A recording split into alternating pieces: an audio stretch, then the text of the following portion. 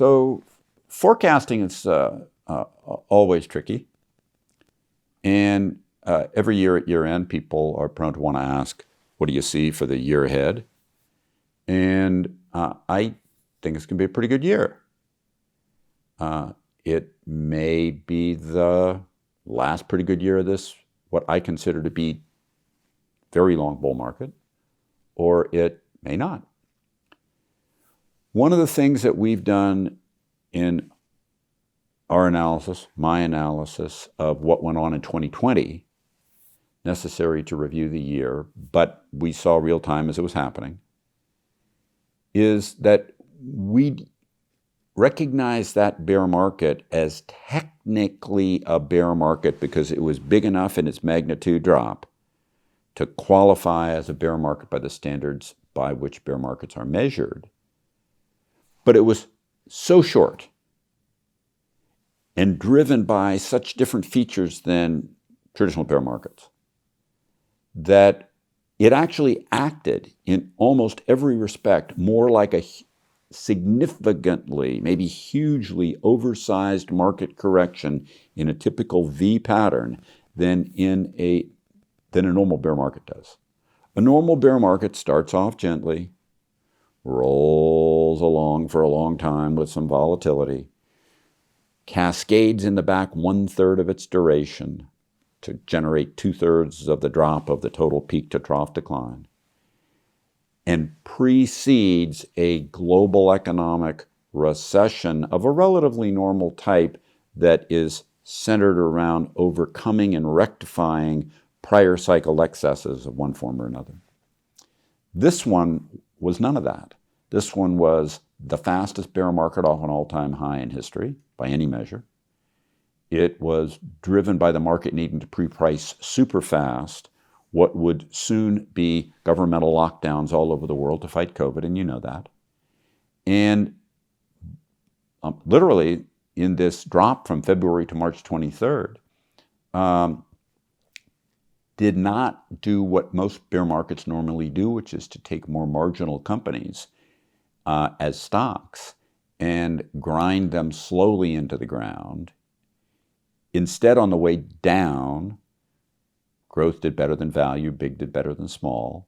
And in the initial bounce off the bottom, growth did better than value and big did better than small, which does not happen when new bull markets begin. And in that, we've continued to see, as in the period since then, growth overall done better than value, even though much of the media tells you, and wrongly, that value is doing better than growth now. They kind of got that wrong. Once they got the story wrong, they never quite got it right.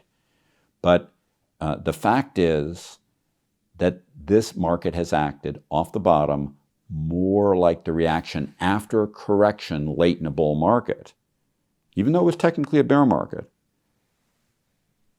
then normal bear markets really act, then real bear markets really act. And so the markets and the economy are more like, acting like, because this did not correct prior excesses, this did not have the normal patterns. It's acting more like an extension of the very long bull market that we've had since March 2009.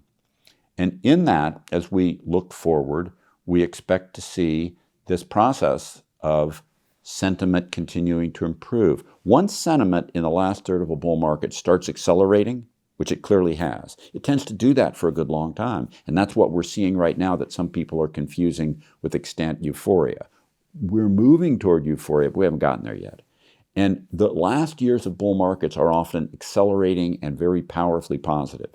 We're looking at the first year of a president's term where a Democrat has won and taken the House and the Senate. The reality is that there's only one negative first year of a president's term since World War II, and that was Jimmy Carter's first year, which was only a negative 7.4%. In the rest of the years, they're all double-digit positive. People fear business-oriented folk, and investors, often being more leaning to the right than leaning to the left, tend to often fear the incoming Democrat. And then the incoming Democrat has trouble getting as much of what he wanted to do as president through Congress as people might have thought, and that effect becomes positive surprise in the inaugural year. In the first and second years of president's terms, returns are typically much more varied than in the third and fourth years of president's terms, but when they're not negative, they've been hugely positive. And I don't think this is going to be a negative year, therefore it should be a good, strong year. The fact is that improving sentiment continues for a good long time. Even after you get to euphoria, the bull market continues for a reasonable period of time. How long? Too early to tell. But looking at when we started to warm up in sentiment, which is in the back half of 2020, we ought to be seeing sentiment improving irregularly through the end of 2021, and that gets us into 2022, and I never make projections or forecasts more than about a year at a time. But this should be a pretty good year. You should enjoy it. You should not let yourself get too frightened by the things that appear to be bubblicious and overly good. It's a time to get more careful and not let yourself be chasing heat and overly greedy. But you do want to stay in the market and enjoy this good time. Subscribe to the Fisher Investment YouTube channel if you like what you've seen. Click the bell to be notified as soon as we publish new videos.